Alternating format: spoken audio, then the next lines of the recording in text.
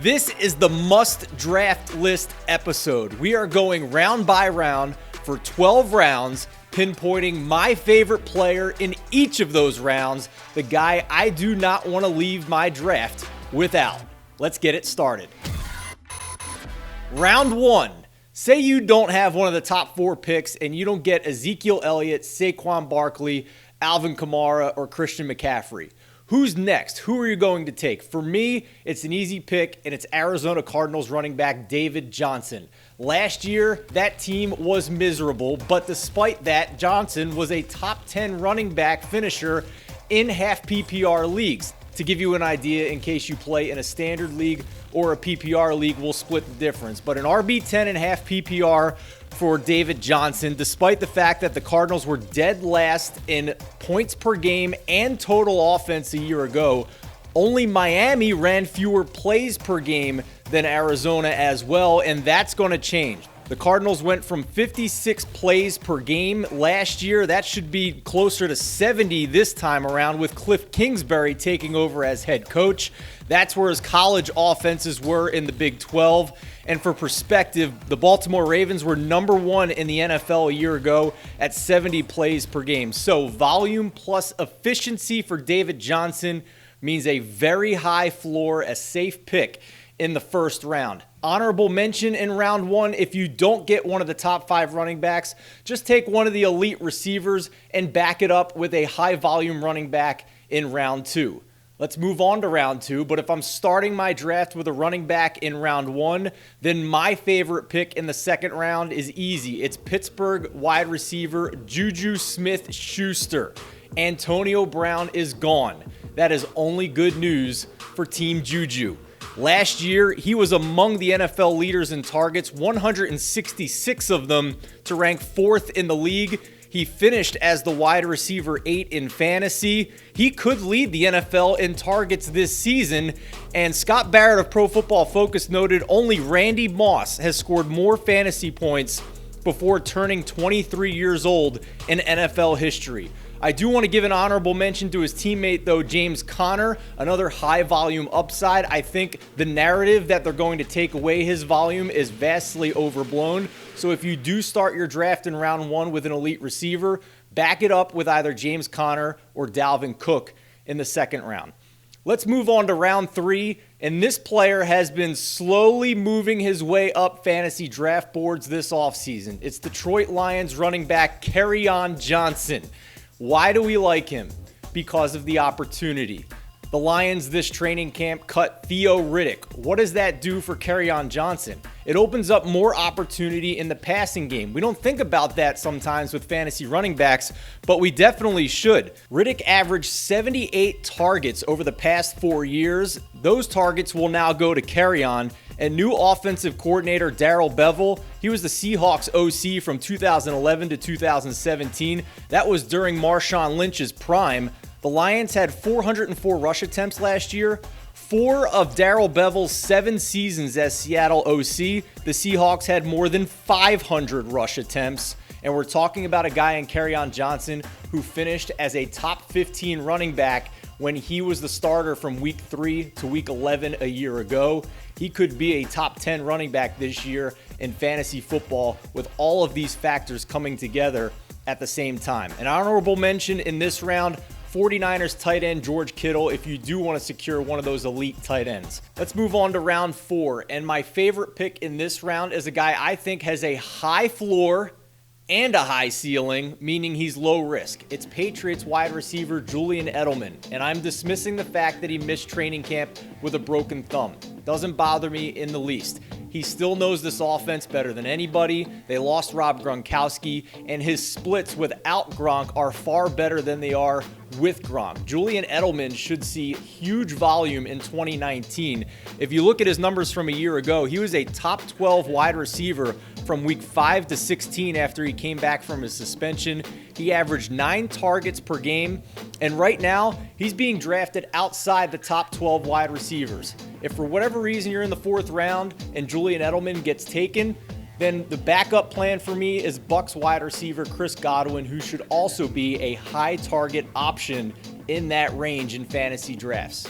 Moving on to round 5, another high target projection for Tyler Boyd of the Cincinnati Bengals. This is my favorite player in the 5th round. Not only because AJ Green is now injured and could miss the first couple weeks of the regular season, but when you go more into how the Bengals run their offense, it makes Boyd even more intriguing. He's the slot receiver, and what that means is that he's going to get more productive action out of that position as opposed to outside wide receivers. Boyd, 67% of his snaps were from the slot a year ago, and he was the most productive slot wide receiver in the NFL through 13 weeks before backup quarterback Jeff Driscoll played in the last 4 weeks of the season. Through those 13 weeks, he had the most slot yards in the NFL, and he just recently signed a contract extension, so he's not going anywhere. And new head coach Zach Taylor, a Sean McVay disciple, famous for making slot receivers fantasy household names. Look at what he did for Robert Woods, who was nothing before he came to the Rams. Cooper Kupp, who was a late draft pick. Huge slot production in that Rams offense. Should see similar things with Tyler Boyd now in Cincinnati.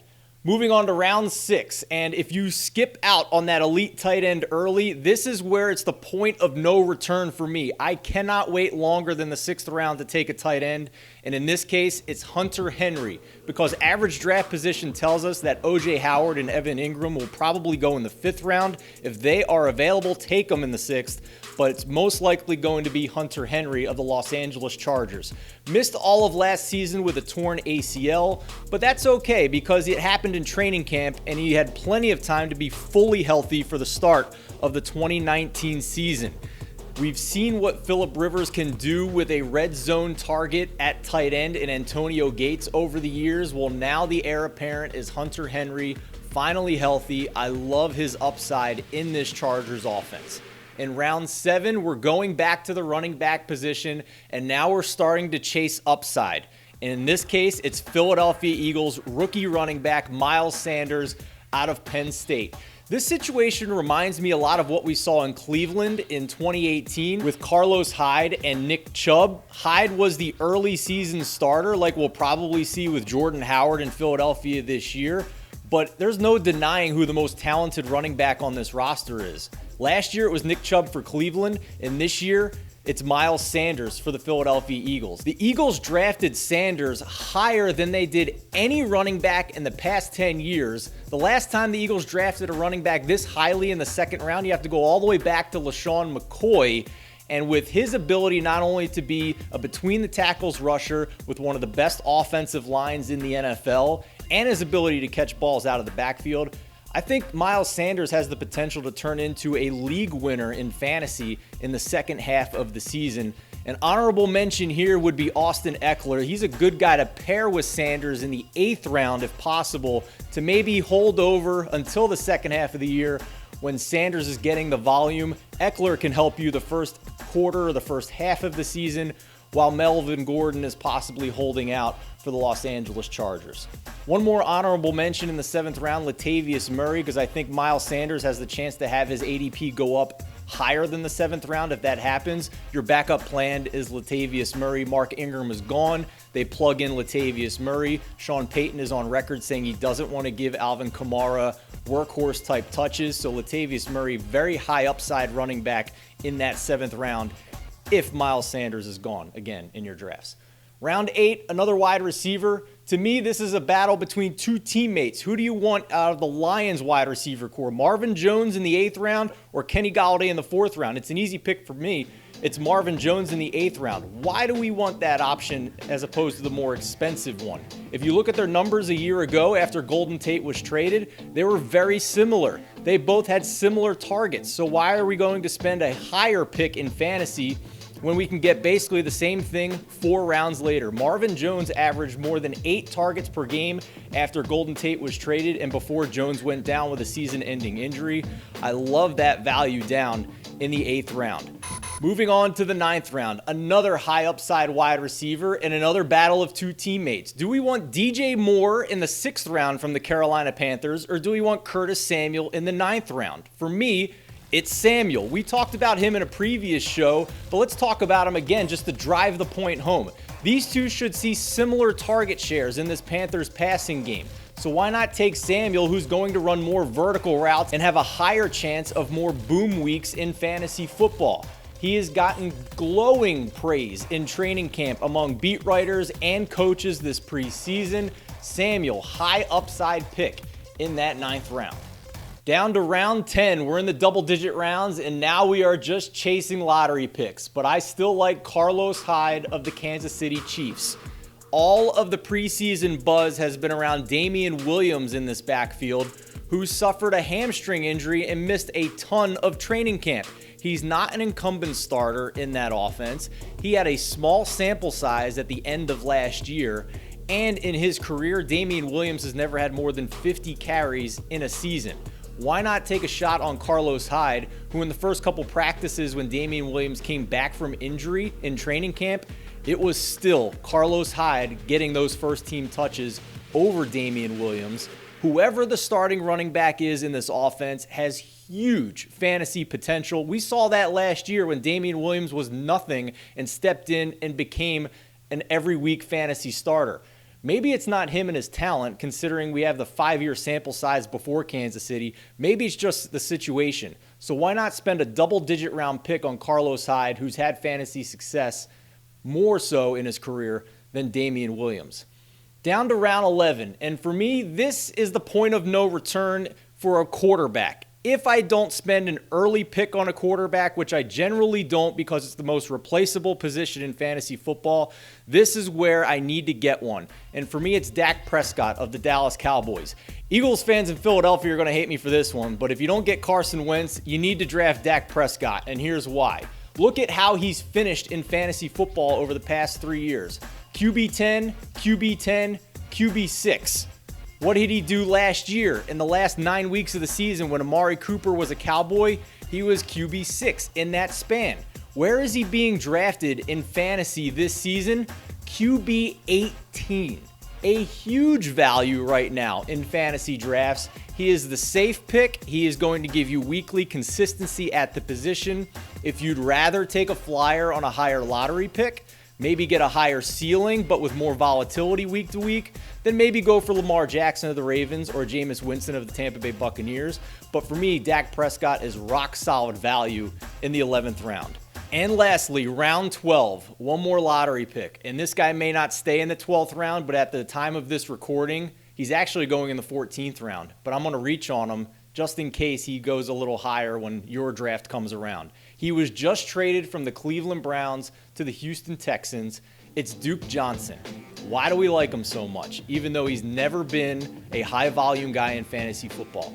Look at what he's done on a per-touch basis. If you go to Pro Football Focus and see what he's done as a pass catcher and as a fantasy point per touch guy and as a fantasy point per snap guy, he is in the top 10 in all of those categories over his career since 2015.